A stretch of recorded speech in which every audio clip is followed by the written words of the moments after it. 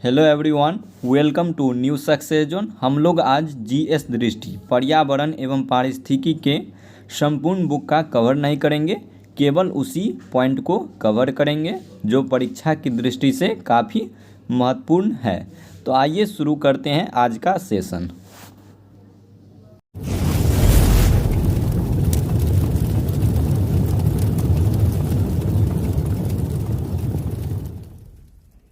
पौधों की वृद्धि में सहायक होता है। तो जल चक्र जो होता है यह पौधों की वृद्धि में सहायक होता है।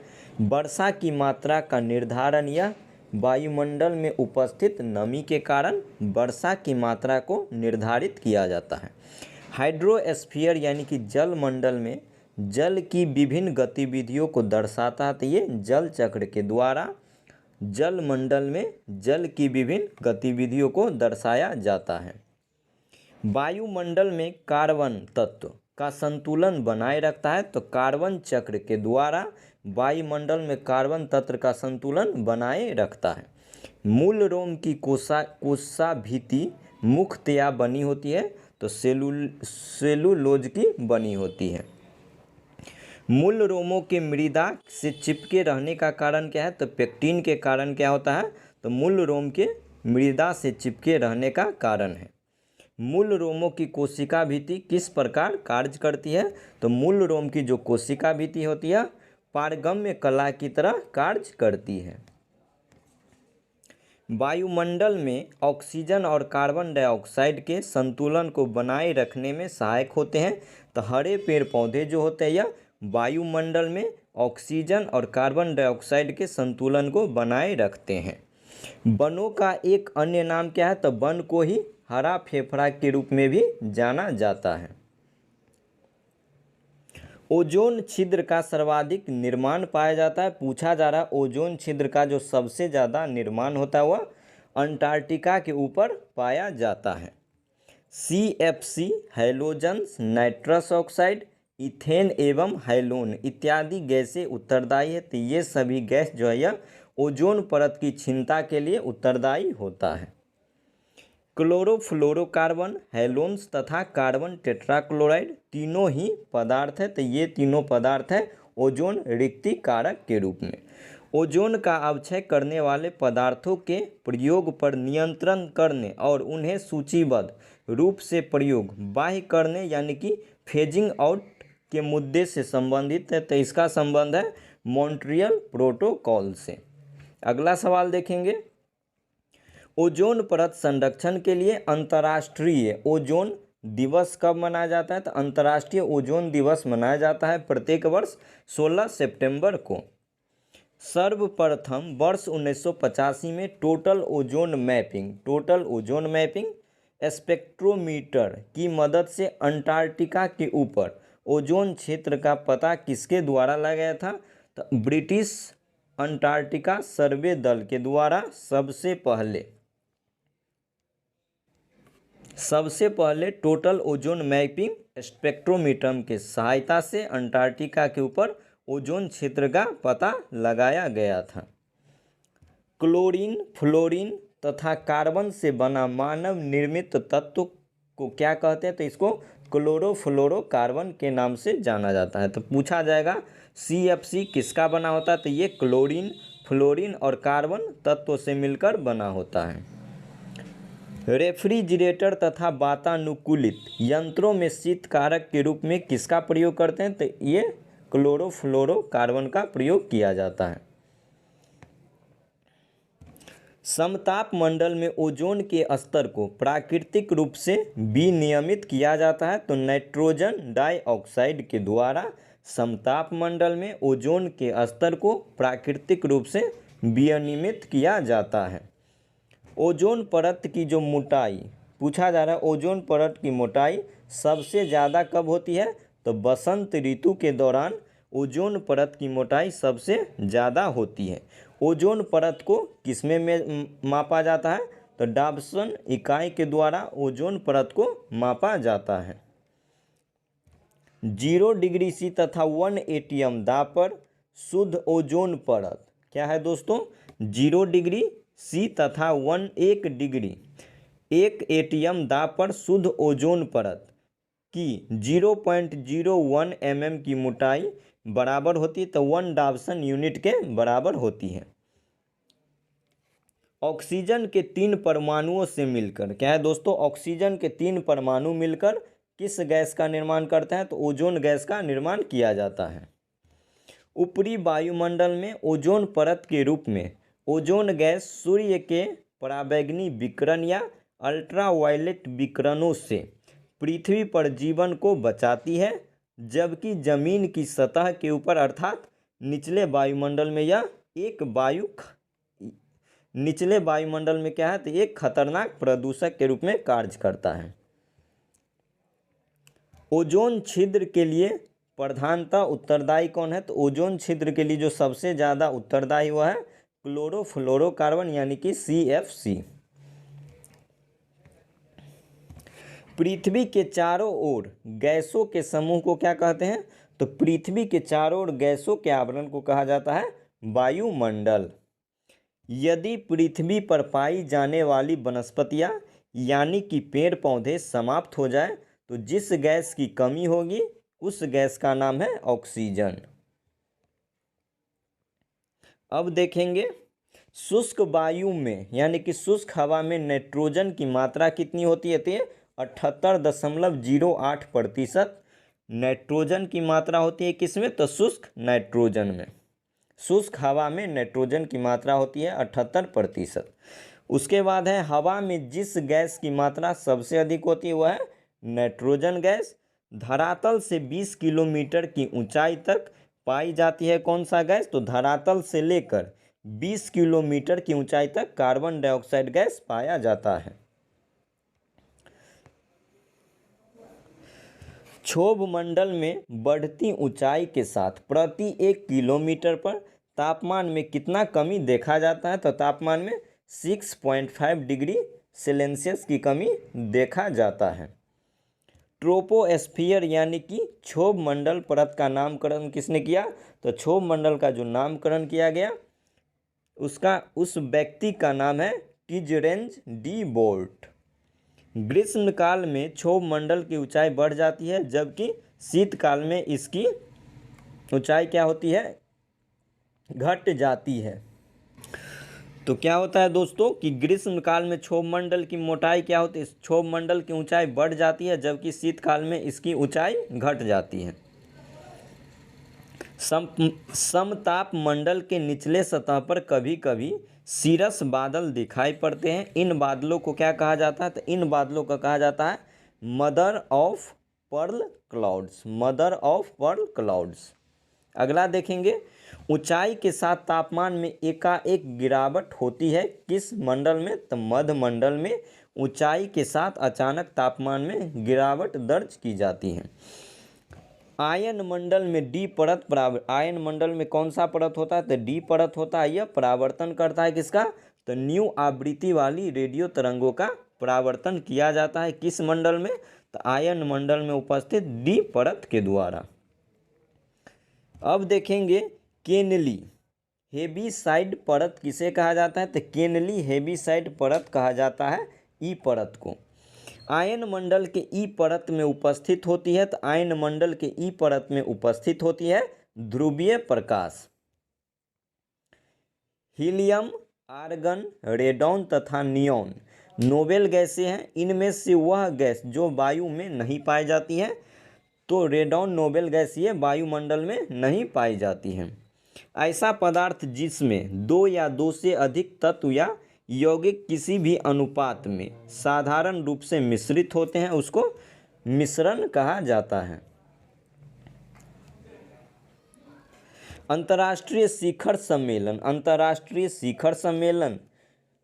अंतर्राष्ट्रीय पृथ्वी शिखर सम्मेलन जो संयुक्त राष्ट्र का पर्यावरण एवं विकास सम्मेलन था 1992 में संपन्न हुआ था ब्राजील के रियो डी जेनेरियो शहर में। रियो अर्थ समिट 1992 के दौरान स्थापना की गया था, तो ये वैश्विक पर्यावरण सुविधा का स्थापना किया गया था रियो अर्थ समिट 1992 के दौरान। वैश्विक पर्यावरण सुविधा अल्प विकसित देशों को अल्प विकसित देश निधि उपलब्ध कराता है, तो ये उपलब्ध कराता है UNFCCC के तहत। अगला सवाल देखेंगे, धारणीय विकास के लिए क्या है दोस्तों, धारणीय विकास के लिए एक वैश्विक कार्य योजना कौन है, तो एक वैश्विक कार्य योजना है, उसका नाम है एजेंडा 21। एजेंडा 21 का संबंध है धारणीय विकास के लिए। पारिस्थितिकी विनाश तथा आर्थिक असमानता को समाप्त करने पर बल कौन देता है, तो एजेंडा 21 जो है यह पारिस्थितिकी विनाश तथा आर्थिक असमानता को समाप्त करने पर ज़्यादा बल दिया जाता है। अब देखेंगे NGT नेशनल ग्रीन ट्रिब्यूनल, इसका पूरा नाम है नेशनल ग्रीन ट्रिब्यूनल, हिंदी में बोलेंगे तो राष्ट्रीय हरित न्यायाधिकरण। उसके बाद देखेंगे NGT का स्थापना कब हुआ, तो इसका स्थापना हुआ था 18 अक्टूबर 2010 को। 18 अक्टूबर 2010 को NGT को स्थापित किया गया था भारत सरकार के द्वारा। तो NGT से आप लोग याद रखेंगे कि हिंदी में इसे कहते हैं राष्ट्रीय हरित न्यायाधिकरण, और इसे भारत सरकार के द्वारा 18 अक्टूबर 2010 को स्थापित किया गया था।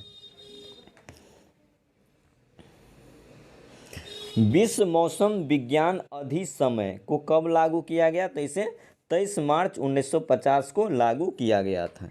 गैर सरकारी पर्यावरण संगठन ग्रीन पीस इंटरनेशनल का मुख्यालय कहाँ है, तो ग्रीन पीस इंटरनेशनल का मुख्यालय यह स्थित है नीदरलैंड की राजधानी एम्स्टर्डम में। तो नीदरलैंड की राजधानी कहाँ है, एम्स्टर्डम है, और यहीं पे किसका मुख्यालय है, तो ग्रीन पीस इंटरनेशनल का मुख्यालय स्थित है। जेनेटिक इंजीनियरिंग अनुमोदन समिति का गठन किया गया था, तो इसका गठन किया गया था पर्यावरण संरक्षण अधिनियम 1986 के तहत जेनेटिक इंजीनियरिंग अनुमोदन समिति को गठित किया गया था। जलवायु का सही सूचकांक क्या है, तो जलवायु का जो सही सूचकांक है वो है प्राकृतिक वनस्पति। जल में दलदली भूमि में या तालाब के किनारे पाए जाने वाले पौधे कहलाते हैं जलप्रिय पौधे। ऐसे भारतीय उत्पाद जो पर्यावरण के प्रति मैत्रीपूर्ण होते हैं और इसको दिया जाने वाला प्रमाण पत्र है उसका नाम है इको मार्क। क्या है दोस्तों, इको मार्क।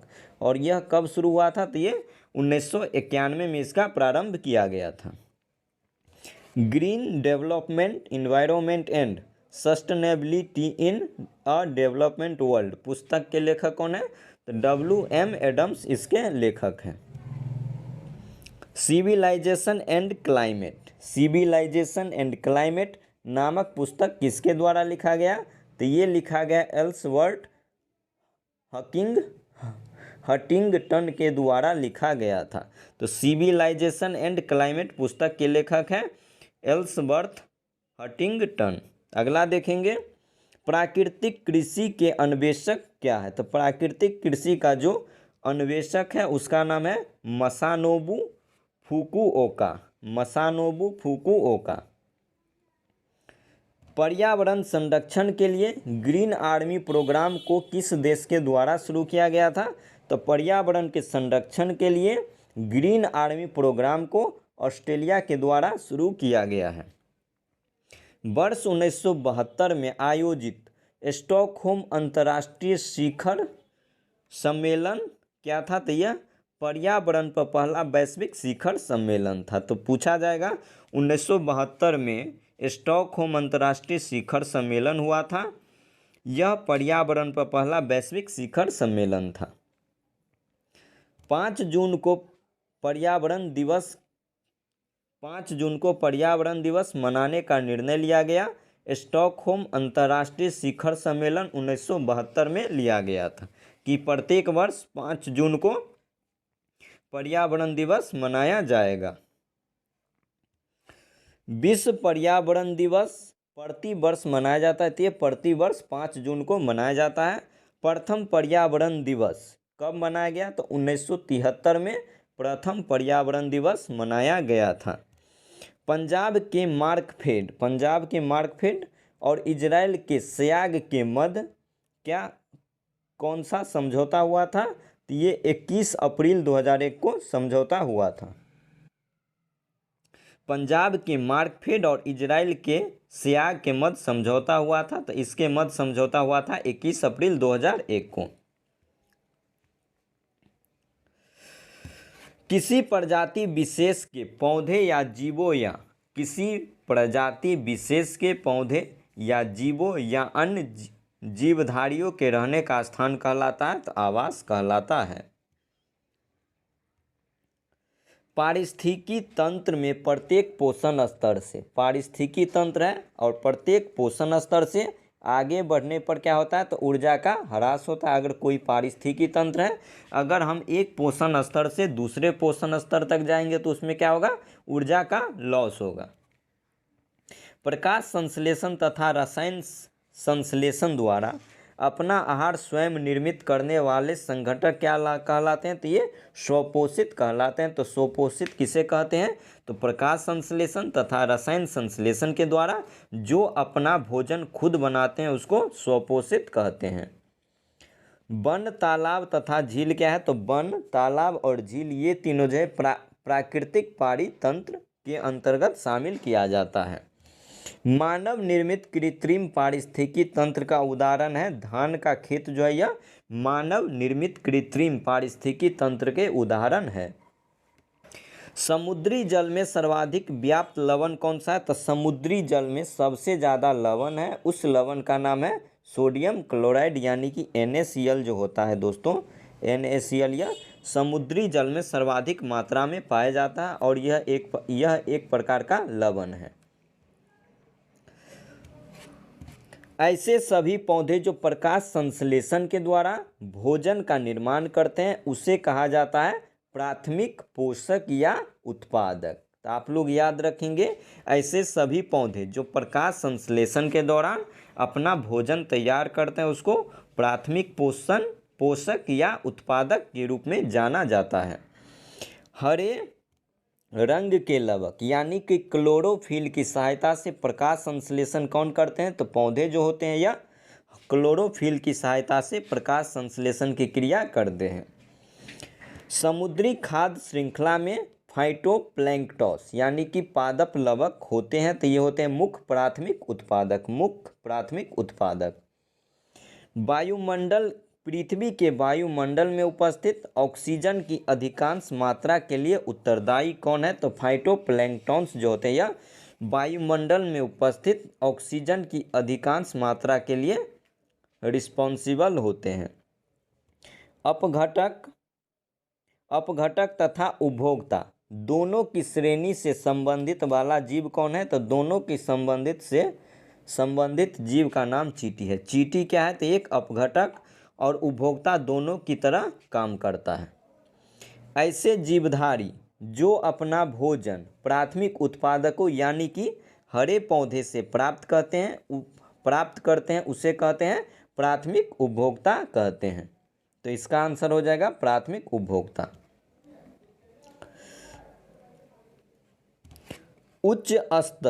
उच्चतर अक्षांशों की तुलना में निम्नतर अक्षांशों में जैव विविधता क्या होती है, सामान्यतः अधिक होती है। उच्चतर अक्षांशों की तुलना में निम्नतर अक्षांशों में जो जैव विविधता पाई जाती है सामान्यतः अधिक पाई जाती है।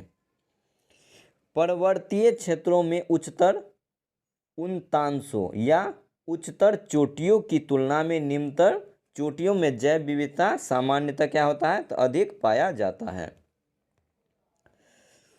भारत द्वारा भूमि क्षरण तटस्थता प्राप्त करने का लक्ष्य कब तक रखा गया है, तो ये लक्ष्य रखा गया है 2030 तक। भारत का समुद्री राष्ट्रीय उद्यान कहाँ स्थित है, तो भारत का समुद्री राष्ट्रीय उद्यान ये स्थित है कच्छ की खाड़ी में। तो आपका आंसर हो जाएगा कच्छ की खाड़ी। साइलेंट वैली यानी कि शांत घाटी यह केरल में स्थित है। इसे नेशनल पार्क कब घोषित किया गया, तो साइलेंट वैली को नेशनल पार्क घोषित किया गया था 1984 यानी कि 1984 में शांत घाटी को नेशनल पार्क का दर्जा दिया गया था। फूलों की घाटी कहाँ स्थित है, तो फूलों की घाटी उत्तराखंड के चमोली जिला में स्थित है। जैव विविधता के विकास में सहायक होते, पूछा जा रहा है जैव विविधता के विकास में कौन सहायक होते हैं, तो बंजर भूमि का वनीकरण में परिवर्तित करना, यह क्या करता है, तो जैव विविधता के विकास में सहायता प्रदान करता है। उष्ण एवं गर्म जलवायु क्षेत्र रहने के लिए सर्वश्रेष्ठ स्थान माने जाते हैं अनियततापी प्राणी तितली के, अनियततापी प्राणी तितली के। अगला सवाल देखेंगे, तितलियों की सर्वाधिक प्रजातियां पाई जाती, तो तितली की जो सबसे ज़्यादा प्रजाति होती है वह उष्णकटिबंधीय क्षेत्रों में पाई जाती है। जैव मंडल आरक्षित परीक्षण क्षेत्र संबंधित है, तो जैव मंडल आरक्षित परीक्षण क्षेत्र का संबंध है आनुवांशिक विविधता से। अगला सवाल देखेंगे, ग्लैंड ये स्थित है स्विट्जरलैंड में। रामसर सचिवालय का मुख्यालय क्या है दोस्तों, कि रामसर सचिवालय का मुख्यालय कहाँ स्थित है, तो ये स्विट्जरलैंड का एक शहर है ग्लैंड, वहीं पर क्या है, तो रामसर सचिवालय का मुख्यालय स्थित है। विश्व आर्द्रभूमि दिवस कब मनाया जाता है, तो ये प्रत्येक वर्ष 2 फरवरी को मनाया जाता है। भारत में आर्द्रभूमियों के अंतर्गत सर्वाधिक क्षेत्र वाला राज्य कौन है, तो गुजरात में जो है सबसे ज़्यादा आर्द्रभूमि है। तो आप लोग याद रखेंगे कि भारत के गुजरात राज्य में सबसे ज़्यादा आर्द्रभूमि क्षेत्र शामिल है। अगला है मॉन्ट्रियो रिकॉर्ड, तो मॉन्ट्रियो रिकॉर्ड के अंतर्गत क्या दर्ज किया जाता है, तो अंतर्राष्ट्रीय महत्व की आर्द्रभूमियों की सूची में उन आर्द्रभूमियों का रजिस्टर है जहां मानवीय हस्तक्षेप के परिणाम स्वरूप आर्द्रभूमियों की पारिस्थितिकी स्वरूप में परिवर्तन देखा जाता है, या तो हो गया है या हो रहा है या होना संभावित है। अब देखेंगे जैव विविधता। जैव विविधता हॉटस्पॉट का संकल्पना किसके द्वारा दिया गया था, तो जैव विविधता हॉटस्पॉट का संकल्पना दिया गया था ब्रिटिश पर्यावरणविद नॉर्मन मायर्स के द्वारा। सबसे पहले जैव विविधता हॉटस्पॉट की संकल्पना को दिया गया था। जैव चोरी को रोकने तथा देशी और परंपरागत आनुवांशिक संसाधन को संरक्षित करने का कार्य करता है, तो ये करता है राष्ट्रीय जैव विविधता प्राधिकरण। अगला सवाल देखेंगे, विश्व विरासत अभिसमय तथा मरुस्थलीकरण करने का सामना करने हेतु राष्ट्र अभिसमय संबंधित है, तो ये संबंधित है जैव विविधता से, ये संबंधित है। अगला सवाल देखेंगे,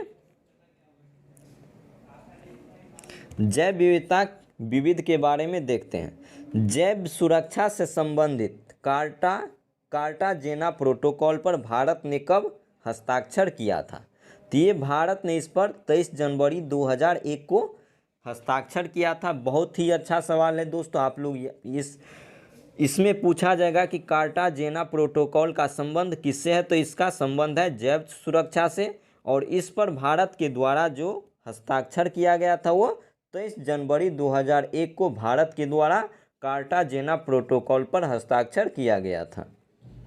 अब देखेंगे समशीतोष्ण तथा शीत प्रधान देशों में रहने वाले जीवों की उस निष्क्रिय तथा अवसन अवस्था जिसमें वहाँ के अनेक प्राणी जाड़े का समय बिताते हैं, इसे क्या कहा जाता है, तो इसे कहा जाता है शीत निष्क्रियता। अगला सवाल देखेंगे, जैव द्रव्यमान के उत्पादन की दृष्टि से प्रथम स्थान पर कौन है, तो जैव द्रव्यमान के उत्पादन की दृष्टि से प्रथम स्थान पर है उष्णकटिबंधीय वर्षा वन। गहरे सागर में वार्षिक स्तर पर जैव द्रव्यमान उत्पादन होता है नगण्य। गहरे सागर में पूछा जाएगा कि वार्षिक स्तर पर जैव द्रव्यमान उत्पादन क्या होता है, तो ये नगण्य होता है।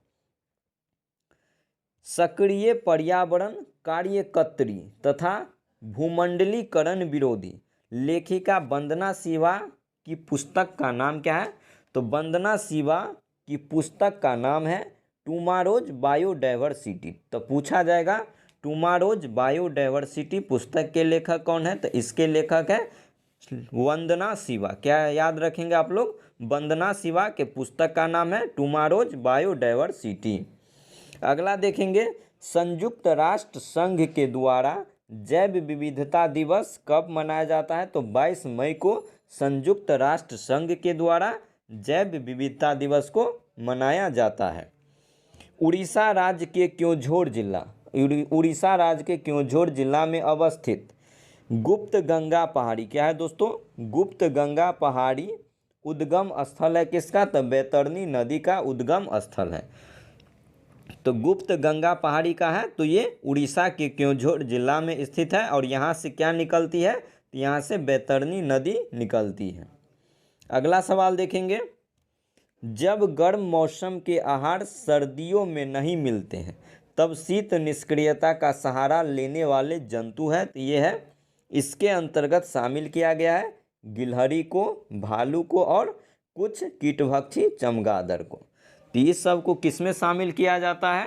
जब गर्म मौसम के आहार सर्दियों में नहीं मिलते हैं तब शीत निष्क्रियता का सहायता लेने वाले जीव है गिलहरी, भालू तथा कुछ कीटभक्षी चमगादड़। अगला पॉइंट पे आएंगे हम लोग, ओजोन परत की क्षीणता के लिए उत्तरदायी कौन कौन है? तो ओजोन परत की क्षीणता के लिए उत्तरदायी है CFC हैलोजन्स और नाइट्रस ऑक्साइड। क्या है दोस्तों? नाइट्रस ऑक्साइड, ट्राइक्लोरो एथिलीन, ये भी है हैलोन 1211 और 1301। ये सभी क्या है? ओजोन परत की क्षीणता के लिए उत्तरदायी है CFC halogens, nitrous oxide, trichloroethylene, halon 1211 एवं 1301। अगला सवाल देखेंगे, ओजोन के क्षरण का प्रभाव सर्वाधिक परिलक्षित कहाँ होता है? तो ध्रुवों के ऊपर सबसे ज़्यादा परिलक्षित होता है। ओजोन छिद्र का सर्वाधिक निर्माण कहाँ पर होता है? तो ओजोन छिद्र का सर्वाधिक निर्माण कहाँ हुआ है? तो सर्वाधिक निर्माण हुआ है अंटार्कटिका के ऊपर। तिब्बत पठार के ऊपर वर्ष 2005 में ओजोन आभा मंडल ओजोन हैलो का पता किसने लगाया था? तो ये लगाया था GW केंट मूर के द्वारा लगाया गया था। वियना संधि का एक प्रोटोकॉल मॉन्ट्रियल प्रोटोकॉल संबंधित है। तो मॉन्ट्रियल प्रोटोकॉल का संबंध है ओजोन परत के संरक्षण से। मॉन्ट्रियल प्रोटोकॉल कब प्रभावी हुआ? तो मॉन्ट्रियल प्रोटोकॉल ये प्रभावी हुआ था 1 जनवरी 1989 को ये प्रभावी हुआ था। अगला देखेंगे, 16 सितंबर को प्रतिवर्ष अंतर्राष्ट्रीय ओजोन दिवस मनाया जाता है। ओजोन परत के संरक्षण के लिए प्रत्येक वर्ष 16 सितंबर को अंतर्राष्ट्रीय ओजोन दिवस के रूप में मनाया जाता है। अगला है, हिमालय में प्राकृतिक रूप से पाए जाने वाला कैक्टस वृक्ष सूचीबद्ध है। तो ये रेड डाटा बुक में इसको सूचीबद्ध किया गया है। अगला देखेंगे, टेक्सोल नामक औषधि जो विशेषतया कैंसर के प्रति प्रभावी है, ये इसको कहाँ से प्राप्त करते हैं? तो इसको औषधि का नाम है टेक्सोल। क्या है दोस्तों? टेक्सोल औषधि का नाम है और ये प्राप्त करेंगे टेक्सस नामक वृक्ष से। अगला सवाल देखेंगे,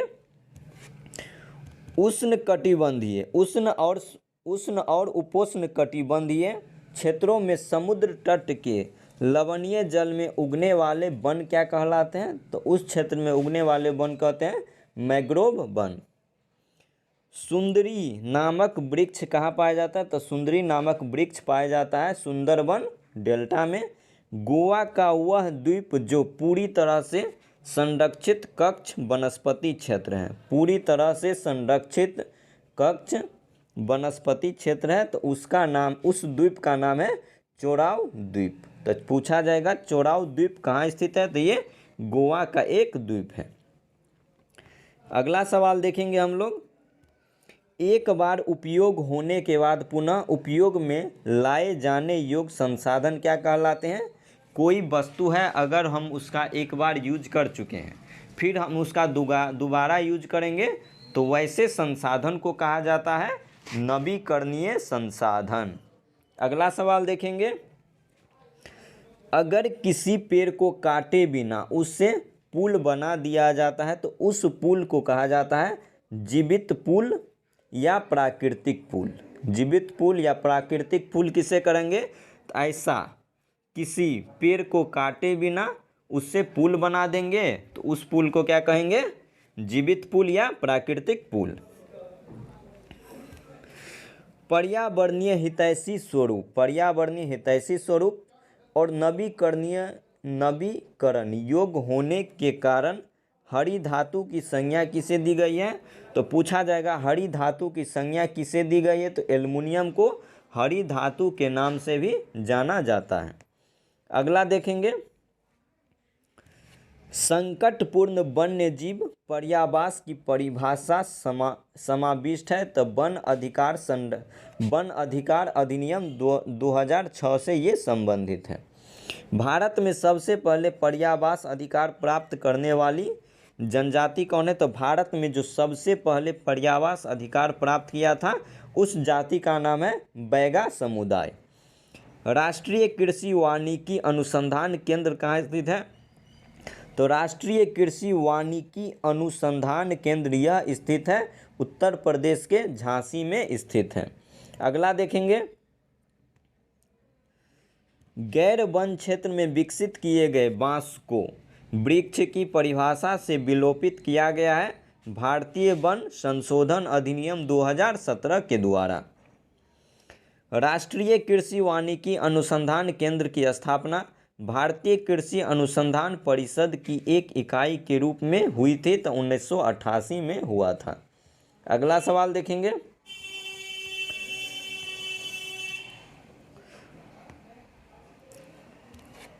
वर्ष 2016 में कार्यान्वित नवीन राष्ट्रीय वन सूची डिजाइन के अंतर्गत वन सूची समीक्षा का समय 20 वर्ष से घटाकर कितना कर दिया गया? तो 20 वर्ष से घटाकर 5 वर्ष कर दिया गया था।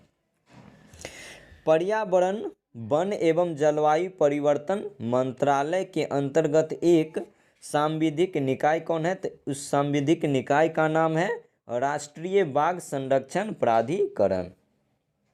अगला सवाल देखेंगे, भारतीय वन्य जीव संस्थान कहाँ है? तो भारतीय वन्य जीव संस्थान स्थित है देहरादून में। उत्तराखंड की राजधानी देहरादून में भारतीय वन्य जीव संस्थान स्थित है।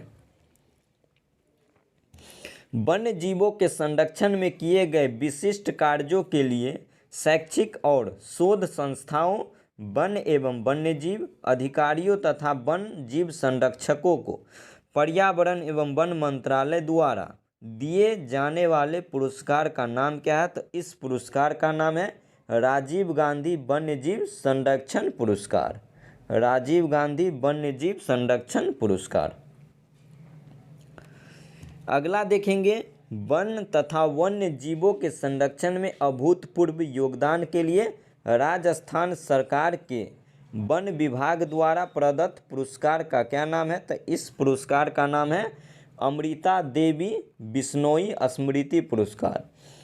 तो वन और वन्य जीवों के संरक्षण में अभूतपूर्व योगदान में राजस्थान सरकार के द्वारा एक पुरस्कार दिया जाता है जिसका नाम है अमृता देवी बिश्नोई स्मृति पुरस्कार।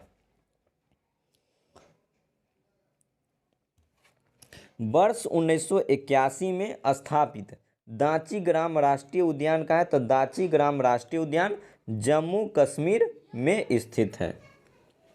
सफ़ेद बाघ के लिए प्रसिद्ध राष्ट्रीय उद्यान का है? तो सफ़ेद बाघ के लिए बांधवगढ़ राष्ट्रीय उद्यान जो है यह सफ़ेद बाघ के लिए फेमस है। और किस राज्य में है ये? मध्य प्रदेश में स्थित है। कौन सा?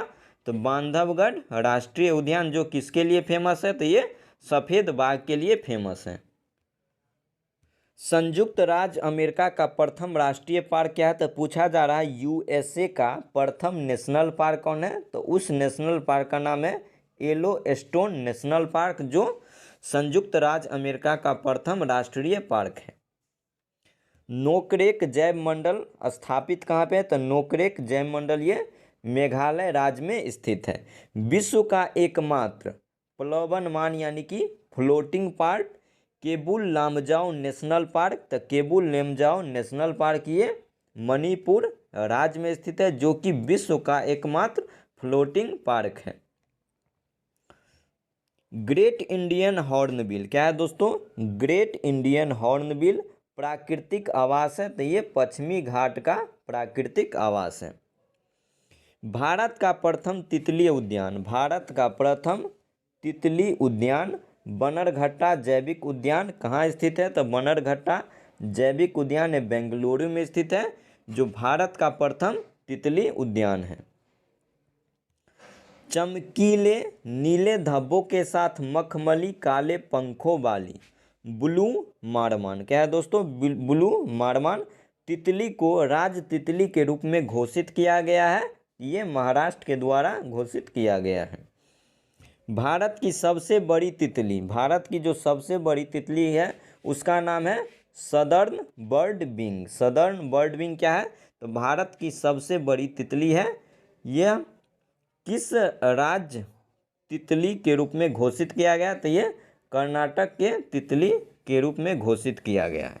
तो भारत की सबसे बड़ी तितली सदर्न बर्ड विंग को राज्य तितली के रूप में घोषित किया है कौन? तो कर्नाटक सरकार घोषित किया है। भारत सरकार के द्वारा अब तक स्थापित जैव मंडल आरक्षित क्षेत्रों की संख्या कितनी है? तो कुल संख्या 18 है।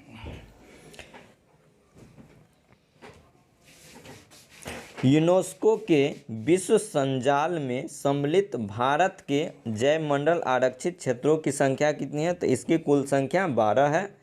यूनेस्को द्वारा प्रमाणित भारत की बृहत्तम क्षेत्रफल की दृष्टि से जैव मंडलीय निधि कौन है? तो ये मन्नार की खाड़ी है और इसका कुल क्षेत्रफल है 10,500 वर्ग किलोमीटर।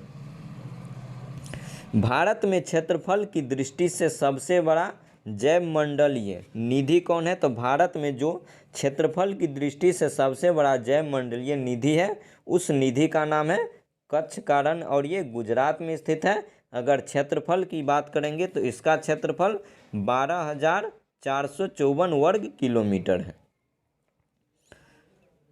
प्रत्येक वर्ष 29 जुलाई को अंतर्राष्ट्रीय बाघ दिवस के रूप में मनाए जाने का कारण क्या है?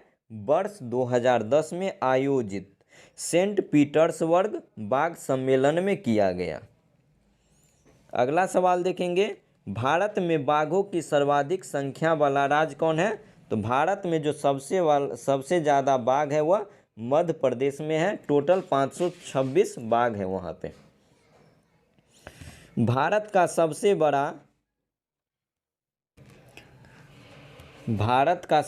बड़ा बाघ आवास पाया जाता है तो ये स्थित है Nagarjuna Sagar Shri slam tiger reserve में और यह किस राज्य में है? तो ये आंध्र प्रदेश राज्य में स्थित है। बांदीपुर कर्नाटक बाघ अभयारण्य ने वन्य जीव प्रबंधन हेतु मानव रहित विमान ड्रोन का उपयोग करना प्रारंभ कर दिया है। भारत का एक नेशनल पार्क जो टाइगर रिजर्व भी है, जिसकी जलवायु उष्णकटिबंधीय से उपोष्ण, शीतोष्ण और आर्कटिक तक परिवर्तित होती है, वह कौन सा नेशनल पार्क है? तो उस नेशनल पार्क का नाम है नामदफा जो अरुणाचल प्रदेश में स्थित है। भारत में सर्वप्रथम समुद्री सेंचुरी स्थापित की गई थी तो यह कच्छ की खाड़ी में स्थापित किया गया था। जिम कॉर्बेट राष्ट्रीय उद्यान अपना जल किस नदी से प्राप्त करता है? तो ये रामगंगा नदी से अपना जल प्राप्त करता है और वर्तमान में कॉर्बेट राष्ट्रीय उद्यान का नाम बदलकर रामगंगा कर दिया गया है। चिनार वन्य जीव विहार कहाँ स्थित है? तो चिनार वन्य जीव विहार ये केरल राज्य में स्थित है। हरिके आर्द्रभूमि पंजाब प्रांत में स्थित है। हरिके आर्द्रभूमि पंजाब प्रांत में स्थित है। यह ब्यास और सतलज नदी के संगम पर स्थित है। कौन सा आर्द्रभूमि? तो हरिके आर्द्रभूमि।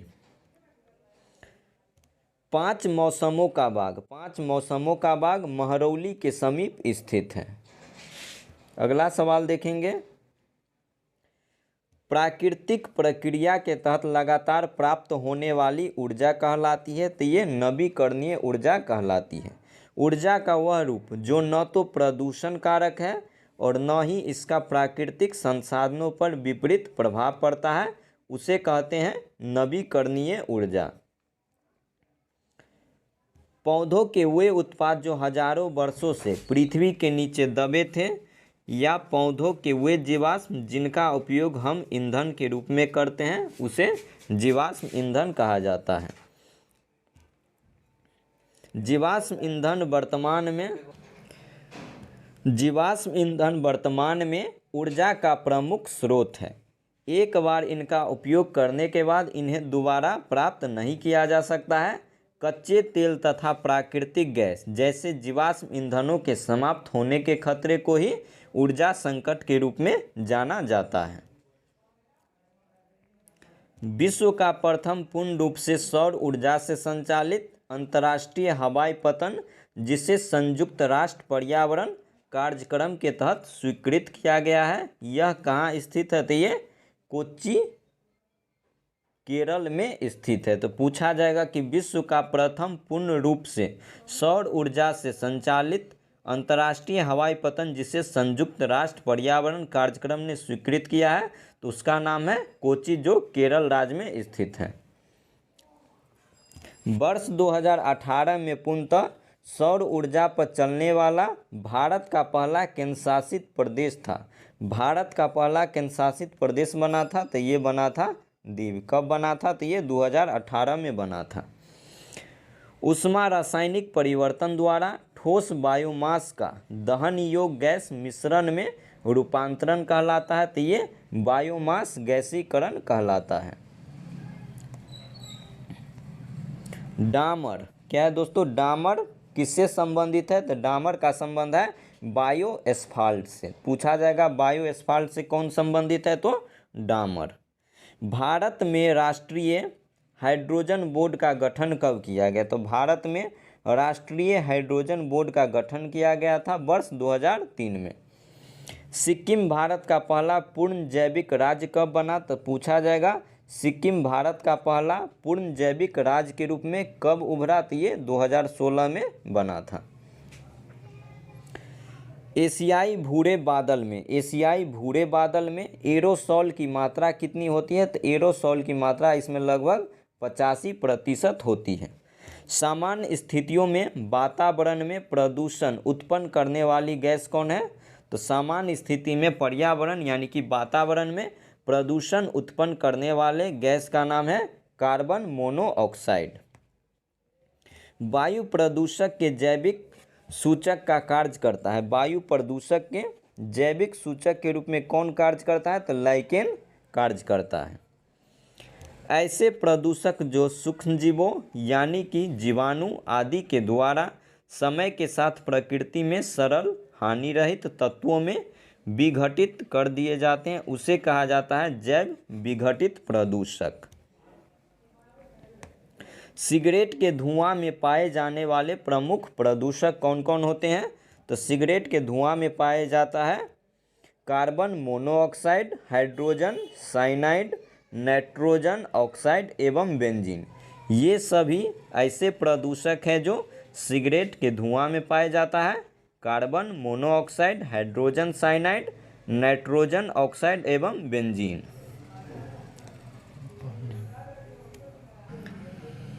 अंतर्राष्ट्रीय स्तर पर हेलसिंकी प्रोटोकॉल 1985 के अंतर्गत सल्फर के उत्सर्जन में कमी का प्रयास किया जा रहा है। अंतर्राष्ट्रीय स्तर पर हेलसिंकी प्रोटोकॉल जो कब आया था? तो हेलसिंकी प्रोटोकॉल 1985 में आया था। इसके अंतर्गत सल्फर के उत्सर्जन में कमी का प्रयास किया जा रहा है। मथुरा की तेल शोधनशालाओं से उत्सर्जित सल्फर डाइऑक्साइड से उत्पन्न अम्लवर्षा ताजमहल के सौंदर्य को क्षति पहुंचा रहा है। जर्मनी तथा यूनाइटेड किंगडम में स्थित मिलों से उत्सर्जित सल्फर डाइऑक्साइड तथा नाइट्रोजन के ऑक्साइड के कारण नॉर्वे तथा स्वीडन में अधिक अम्ल वर्षा होती है। अम्ल वर्षा को झील कातिल भी कहा जाता है। पूछा जाएगा झील कातिल किसे कहा जाता है, तो अम्ल वर्षा को ही झील कातिल के नाम से जाना जाता है। अम्ल वर्षा सूचना केंद्र की स्थापना इंग्लैंड के मैनचेस्टर में किया गया है। तो अम्ल वर्षा सूचना केंद्र का स्थापना इंग्लैंड के किस शहर में किया गया है, तो इंग्लैंड के मैनचेस्टर शहर में किया गया है। जल में जैविक तथा अजैविक दोनों प्रकार के पोषक तत्वों की मात्रा में वृद्धि की घटना कहलाती है सुपोषण। पूछा जाएगा कि जल में जैविक तथा अजैविक दोनों प्रकार के पोषक तत्वों की मात्रा में वृद्धि की घटना को क्या कहते हैं, तो इसे कहते हैं सुपोषण।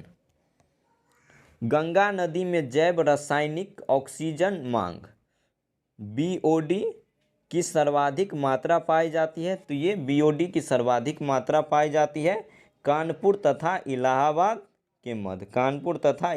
के मध्य। भूमिगत जल को प्रदूषित करने वाले अजैविक प्रदूषक कौन है, तो भूमिगत जल को प्रदूषित करने वाले अजैविक प्रदूषक का नाम है आर्सेनिक।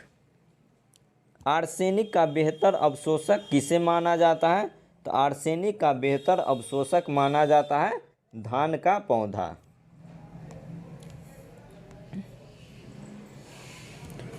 नौकनी संलक्षण यानी कि पैरों का मुड़ना फ्लोराइड के प्रदूषण द्वारा उत्पन्न होती है। तो पैरों का मुड़ना किसके कारण उत्पन्न होती है, तो ये फ्लोराइड के प्रदूषण के द्वारा ऐसा होता है, जिसे क्या कहते हैं नौकनी संलक्षण। हिंदी में इसे पैरों का मुड़ना कहा जाता है।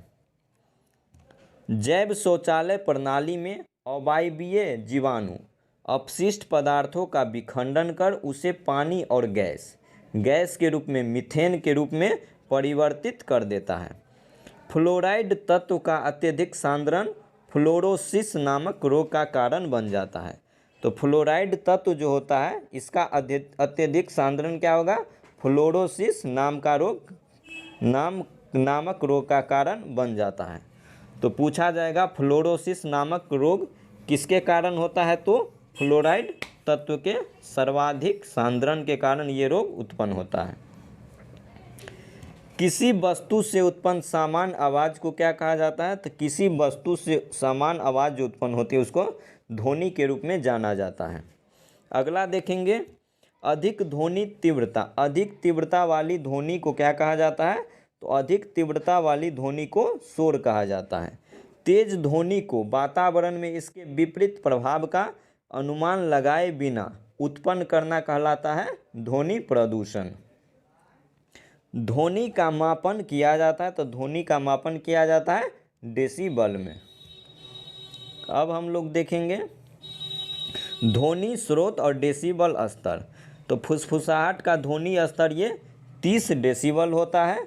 उसके बाद देखेंगे पतियों की सरसराहट ये 20 डेसिबल, रॉकेट इंजन का 180 डेसिबल, जेट प्लेन का उतरना 150 डेसिबल, कमरे या शांत कार्यालय की ध्वनि ये होती है 40 डेसिबल, सामान्य बातचीत के समय की ध्वनि होती है 60 डेसिबल, ट्रक की आवाज़ का डेसिबल स्तर होता है 80 से 85 डेसिबल, और जेट इंजन की आवाज़ का जो डेसिबल स्तर होता है वो होता है 120 डेसिबल।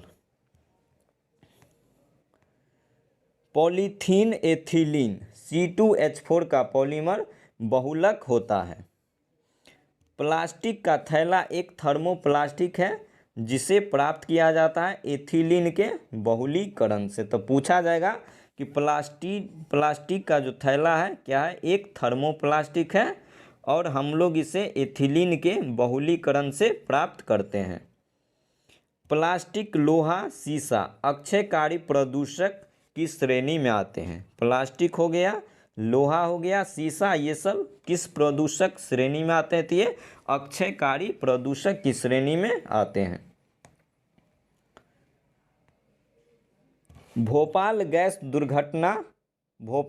दुर्घटना जो 3 दिसंबर 1984 में हुआ था, इसका कारण था मिथाइल साइनाइड का रिसाव।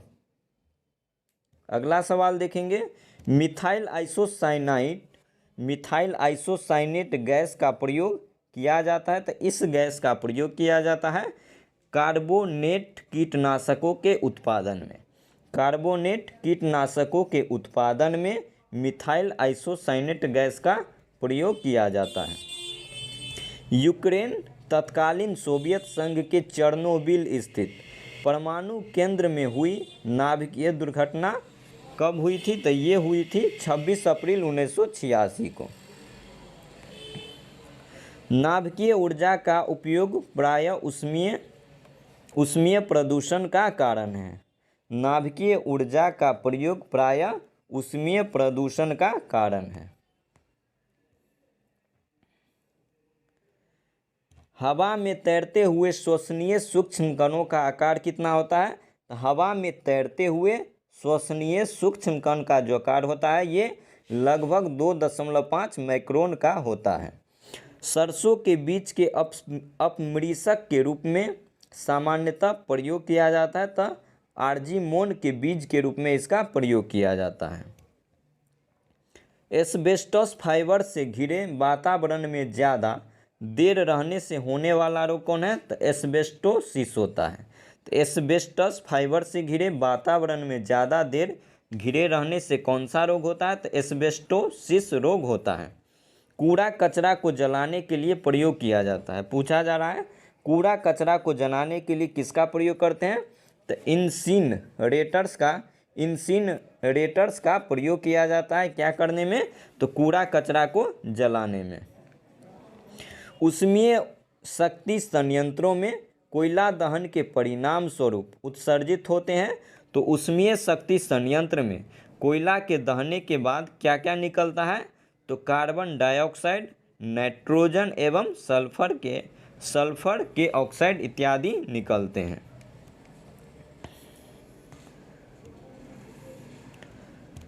विश्व जल दिवस मनाया जाता है। तो विश्व जल दिवस प्रत्येक वर्ष 22 मार्च को मनाया जाता है। पहला विश्व जल दिवस कब मनाया गया?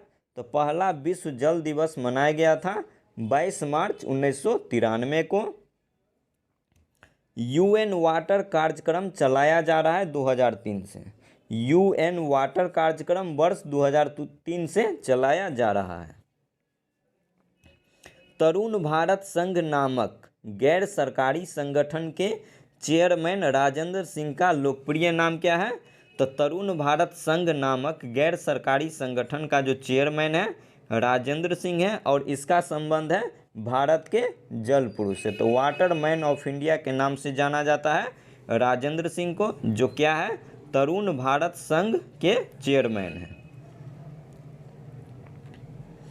वर्ष 1992 में रियो डी जेनेरियो में आयोजित संयुक्त राष्ट्र पर्यावरण का विकास सम्मेलन यूएनसीडी की बैठक में स्वच्छ जल हेतु एक अंतर्राष्ट्रीय दिवस मनाने का निर्णय लिया गया था।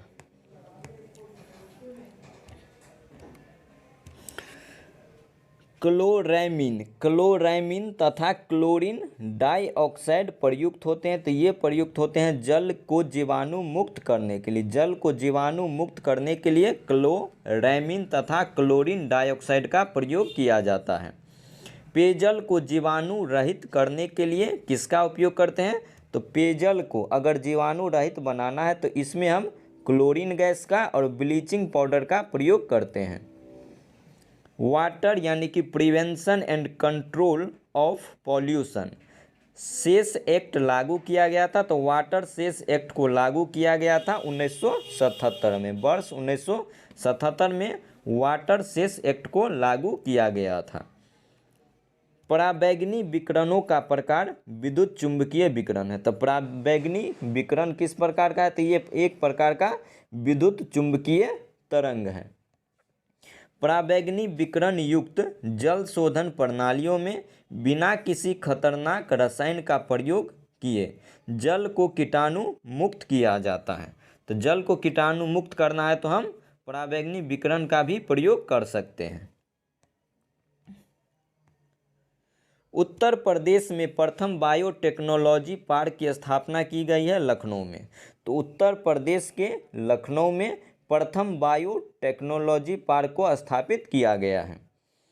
सुनामी की उत्पत्ति का क्या कारण है? तो सुनामी की उत्पत्ति का कारण है समुद्र के भीतर उत्पन्न भूकंप। समुद्र के भीतर उत्पन्न भूकंप को क्या कहा जाता है? तो इसे सुनामी कहा जाता है। मौसम विज्ञान संबंधी प्रेक्षण के लिए गुब्बारों को भरने में प्रयुक्त गैस कौन है? तो गुब्बारों में कौन सा गैस भरा जाता है? तो हीलियम गैस भरा जाता है। डायनासोर्स का कब्रिस्तान। डायनासोर्स का कब्रिस्तान नाम से प्रसिद्ध स्थल है। तो मोंटाना जो कहाँ का शहर है? तो अमेरिका का एक शहर है मोंटाना, जो डायनासोर्स का कब्रिस्तान नाम से जाना जाता है। वह भारतीय कृषि वैज्ञानिक जिसे संयुक्त राष्ट्र पर्यावरण कार्यक्रम के द्वारा फादर ऑफ इकोनॉमिक इकोलॉजी की उपाधि दिया गया था। तो ये दिया गया था MS स्वामीनाथन को। धान के खेत क्या है? धान के खेत, कोयले का खनन, पालतू पशु, आर्द्र भूमि तथा दीमक स्रोत है। तो ये सब स्रोत है मीथेन गैस का। तो पूछा जाएगा मीथेन गैस का कौन कौन सा स्रोत है? तो धान के खेत से मीथेन गैस निकलता है, कोयले के खान से मीथेन गैस निकलता है, पालतू पशु जब जुगाली करता है तो वहाँ से भी मीथेन गैस निकलता है, आर्द्र भूमि तथा दीमक से भी मीथेन गैस बाहर निकलता है।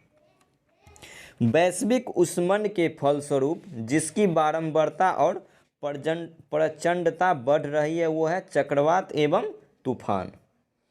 वैश्विक उष्मन के फलस्वरूप जिसकी बारंबारता और प्रचंडता बढ़ रही है उसका नाम है चक्रवात एवं तूफान।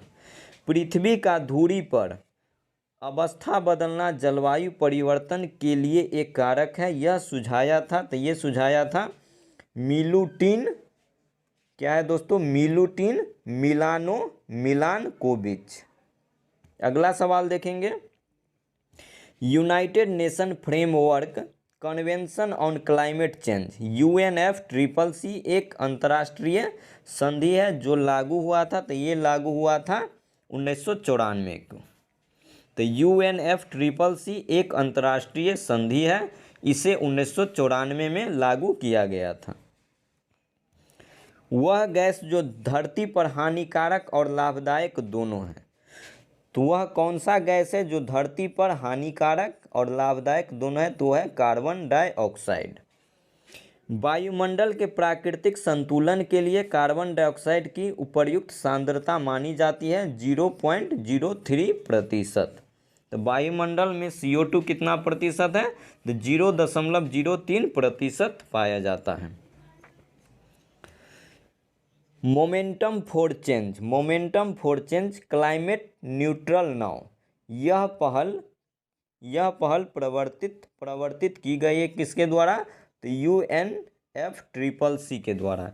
UNFCCC के द्वारा momentum for change climate neutral now पहल को परिवर्तित किया गया है। ग्रीन हाउस गैसों की संकल्पना किसके द्वारा दिया गया था? तो ये जोसेफ फोरियर के द्वारा ग्रीन हाउस गैसों की संकल्पना दिया गया था। पर्यावरण में ग्रीन हाउस गैसों के उदाहरण हैं। तो पर्यावरण में ग्रीन हाउस गैसों के उदाहरण हैं जलवाष्प है, carbon dioxide, methane, nitrous oxide, ozone, CFC यानी कि क्लोरोफ्लोरोकार्बन। तो पर्यावरण में ग्रीन हाउस गैस के उदाहरण हैं जलवाष्प, carbon dioxide, methane, nitrous oxide, ozone और क्लोरोफ्लोरोकार्बन। भारत सरकार ने अब तक जैव मंडल आरक्षित क्षेत्र स्थापित किए थे, 18 गो स्थापित किए हैं। उत्तर प्रदेश के लखीमपुर खीरी जनपद में स्थित ये दुधवा राष्ट्रीय उद्यान है। तो दुधवा राष्ट्रीय उद्यान कहाँ है? तो उत्तर प्रदेश के लखीमपुर के खीरी जनपद में स्थित है दुधवा राष्ट्रीय उद्यान। सलीम अली राष्ट्रीय उद्यान कहाँ स्थित है? तो ये स्थित है जम्मू कश्मीर में। लोकटक झील भारत में ताज़े पानी यानी मीठे पानी की सबसे बड़ी झील है और यह कहाँ स्थित है? तो लोकटक झील स्थित है मणिपुर राज्य में और यह पूर्वोत्तर भारत की मीठे पानी की सबसे बड़ी झील है। जबकि बुलर झील भी जम्मू कश्मीर में है और यह मीठे पानी की झील है।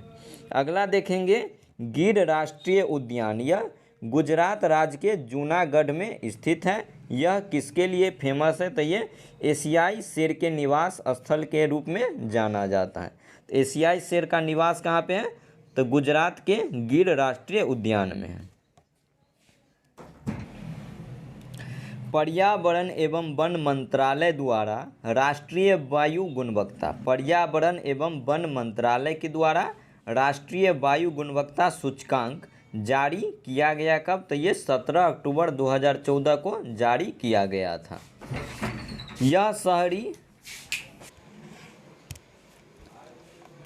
यह सूचकांक शहरी क्षेत्रों में वायु प्रदूषण का स्तर बताने के लिए कार्य करता है। तो शहरी क्षेत्रों में वायु प्रदूषण का स्तर बताने के लिए कार्य करता है। एक संख्या, एक रंग एवं एक वितरण, 1 नंबर, 1 कलर एवं 1 डिस्क्रिप्शन के रूप में प्रयोग किया जाता है। PM 2.5, PM10 sulphur dioxide, nitrogen oxide. जिस शहर में वायु प्रदूषण के बढ़ते स्तर का कारण है वह है दिल्ली। जलवायु एवं स्वच्छ वायु गठबंधन मुख्यतः जिन प्रदूषकों पर केंद्रित करता है वह कौन है? तो वह है मीथेन, काला कार्बन एवं हाइड्रोफ्लोरोकार्बन। वायु प्रदूषण नियंत्रण हेतु वायु प्रणाली का शुभारंभ कहाँ किया गया है? तो वायु प्रदूषण के नियंत्रण के लिए वायु प्रणाली का शुभारंभ किया गया है नई दिल्ली में। ऐसा प्रदूषक जिनके कणों का व्यास 2 माइक्रोन से क्या होता है? कम होता है, वायुमंडल में स्वच्छ नहीं किए जा सकते हैं। तो वर्षा के द्वारा इसे स्वच्छ नहीं किया जा सकता है। वे वायु प्रदूषक जो प्रदूषक स्रोत से सीधे वायु में मिलते हैं उसे कहते हैं प्राथमिक प्रदूषक। तो आप लोग याद रखेंगे प्राथमिक प्रदूषक किसे कहते हैं? तो वैसा वायु प्रदूषक जो प्रदूषक सीधे वायु में मिलते हैं उसे प्राथमिक प्रदूषक कहा जाता है। कार्बन मोनोऑक्साइड, कार्बन डाइऑक्साइड और सल्फर डाइऑक्साइड ये सब प्राथमिक प्रदूषक के उदाहरण हैं। संयुक्त राज्य अमेरिका का प्रथम राष्ट्रीय पार्क कौन है? तो संयुक्त राज्य अमेरिका का प्रथम राष्ट्रीय पार्क है येलोस्टोन नेशनल पार्क।